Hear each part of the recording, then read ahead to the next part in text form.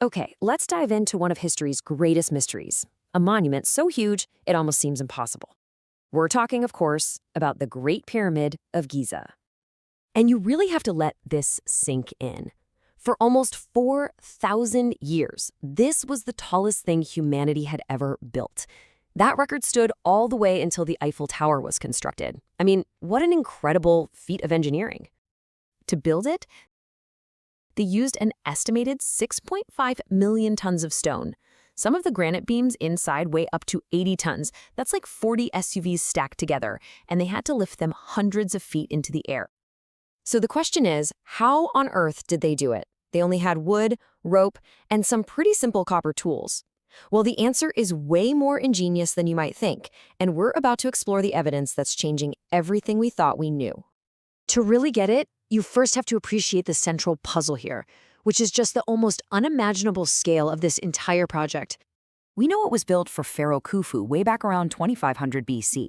But as you can see from this timeline, for the next several thousand years, right up into our own time, exactly how they pulled it off has been the subject of some really intense and often pretty wild debate. Now, the idea you've probably heard the most involves giant ramps. And it makes sense, right? But when you actually look at the physics, the most popular theories about these ramps have some critical, fatal flaws. Okay, let's just take the two most common theories. A long, straight ramp would have needed to be over a mile long just to maintain a usable slope. There's just no room for a ramp that big on the Giza Plateau. And a spiral ramp on the outside, that creates a totally different problem. It would cover up the corners, making it impossible for the surveyors to make sure it all came to a perfect point at the very top. And hey, that's not just speculation. As the renowned Egyptologist Dieter Arnold explains, without having access to those four corners during construction, achieving that perfect shape would have been pretty much impossible. So, if the old theories just don't work, what's the alternative?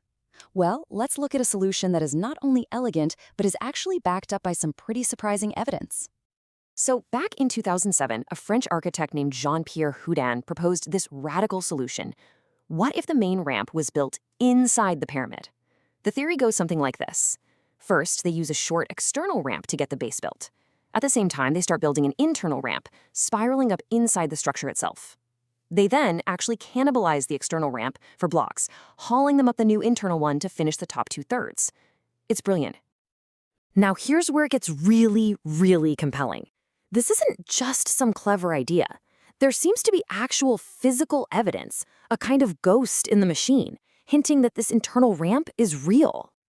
You see, back in the 1980s, long before anyone had proposed this theory, a French team surveyed the pyramid using a technique called microgravimetry.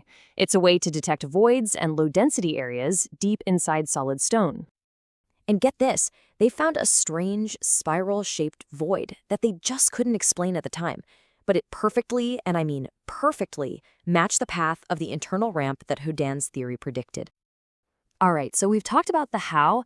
Now let's switch gears and talk about the who, because we've got to tackle one of the biggest myths of all.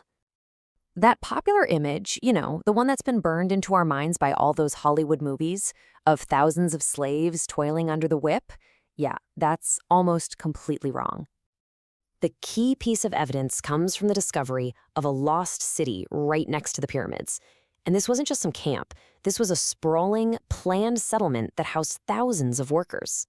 Excavations there revealed these weren't slaves at all. No, they were skilled laborers, organized into competing teams with amazing names like Friends of Khufu and the Drunkards of Menkaure. They were well-fed. We're talking prime beef. And they seemed to take immense pride in what was basically a national project. Archaeologists even found the industrial-scale bakeries and the specific type of cookware they used to feed this massive workforce. It just shows an absolutely incredible level of logistical organization. And this brings us to what might be the biggest takeaway of all. This whole project was about way more than just building a tomb. As archaeologist Mark Lenner puts it, the key question isn't just how did they build the pyramids, but maybe how did the pyramids build Egypt? This whole thing was a masterclass in resource management. These mathematical models suggest that the workforce was constantly shifting. You can see how the number of people quarrying and hauling stone went down over time, while the number of skilled builders on site increased by more than 5 times as the pyramid got higher and the work got more complex. You see, managing a project that lasted for decades with a rotating workforce of thousands, that required the creation of a powerful, centralized government. It forced them to get organized on a scale that had never existed before. So, in the end, maybe the Great Pyramid wasn't just the product of a great civilization. Maybe, just maybe, it was the very cause of it.